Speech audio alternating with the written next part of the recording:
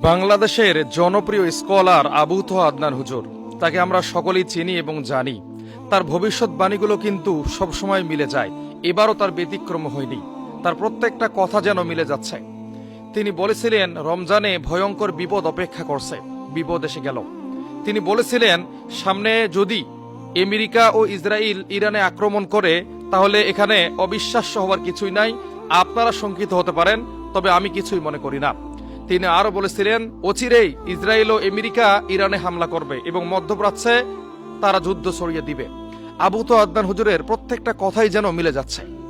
আসলে তিনি কি কোনো বিজ্ঞানী, তিনি কি কোনো দার্শনিক, নাকি তিনি ভবিষ্যৎবাণী করছেন? বিষয়টা আসলে কি? এটা হচ্ছে হেকমত এবং জ্ঞান।